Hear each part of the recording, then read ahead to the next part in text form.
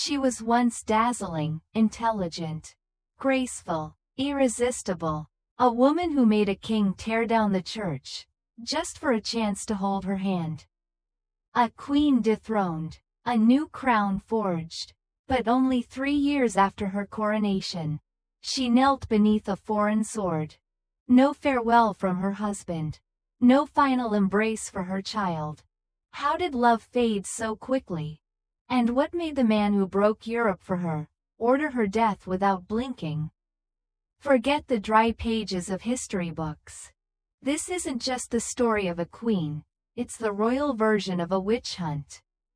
A love scorched by power. A woman turned into a symbol, then executed for daring to wear that symbol too boldly.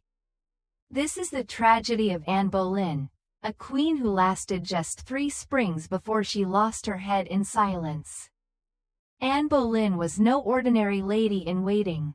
She returned from Europe with more than silks and manners. She brought languages, music, philosophy, and a mind too sharp to be hidden under a wimple. She didn't smile to please the king, she smiled to make him ache. When Henry VIII approached her, she didn't bow, she stood tall and said, "If you want me, make me queen."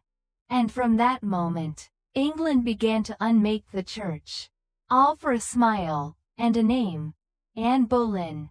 They married in secret, as if their love itself was a sin. The crown was placed upon her head beneath the bells of a new church no longer under Rome, but under a king who crowned himself, and a woman raised above suspicion. Anne had won, but the price of that crown was a promise to deliver a son for the Tudor legacy. And then, she gave birth to a daughter. Henry forced a smile, but in his eyes, the dynasty was still unfinished. The next pregnancies ended in blood and silence. And with every miscarriage, another piece of hope crumbled from the throne she once fought for. Anne was once the fire that lit the throne. But fire left unchecked will eventually consume the court. She did not bow to nobles. She challenged diplomats, and dared to mock those in power. What once made her magnetic now made her dangerous. Henry's gaze, once burning with desire, turned cold, suspicious. In the shadows, another woman emerged, Jane Seymour. Gentle, quiet, obedient, the perfect answer to a restless court. But the real threat came from a former ally, Thomas Cromwell. The man who helped crown her, now began drafting her downfall in ink and blood. No sword was heard being drawn, but Anne had already been sentenced, long before she was charged. In May 1536, she was arrested. The accusations: adultery with 5 men, including her own brother, incest, treason, blasphemy against the crown. A blood-soaked list of charges that made no sense, dates that didn't align, places that contradicted, witnesses that never existed. Some affairs were claimed while she was pregnant, or recovering from miscarriage. But this wasn't justice, it was theater. And Cromwell was the playwright. Her co-accused were tortured, silenced, paraded before the law. But justice had long died in this palace. Henry, the man who once vowed eternal love, never visited, never spoke. He was busy, preparing for his wedding to Jane Seymour. They say a sword is more merciful than an axe.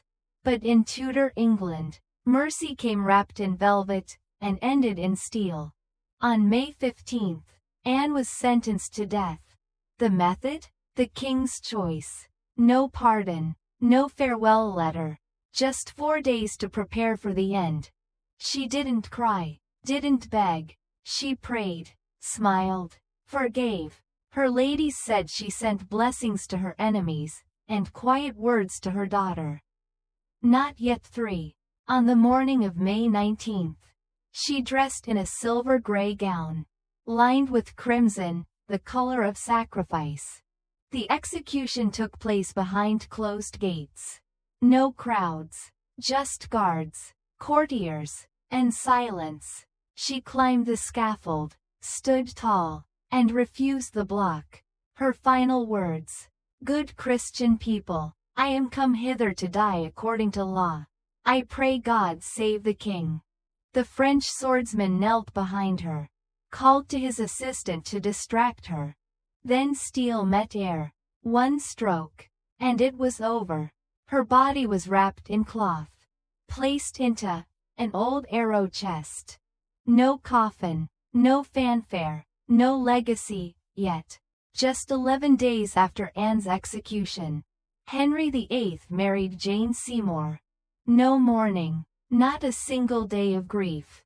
A new beginning, built on blood that hadn't yet dried.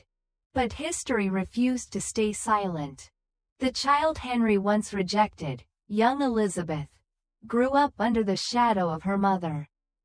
No crown, no protection, no voice to defend the woman who bore her. And yet, that very child became queen. Elizabeth I, daughter of the woman condemned as incestuous, adulterous, and treasonous, became the longest reigning Tudor monarch. She led England into a golden age of poetry, philosophy, science, and empire. Henry had longed for an immortal son, but his true legacy wore a daughter's crown. The throne may sever heads, but it can never sever blood. Royal secrets don't live in history books, they live in forgotten bones. If you've ever heard whispers from the tower, or felt the cold echo of a sword in the dark, you're exactly where you need to be. Like, subscribe, and ring the bell. We have more coffins to open. Dirty Royal Secrets, where history bleeds in silence.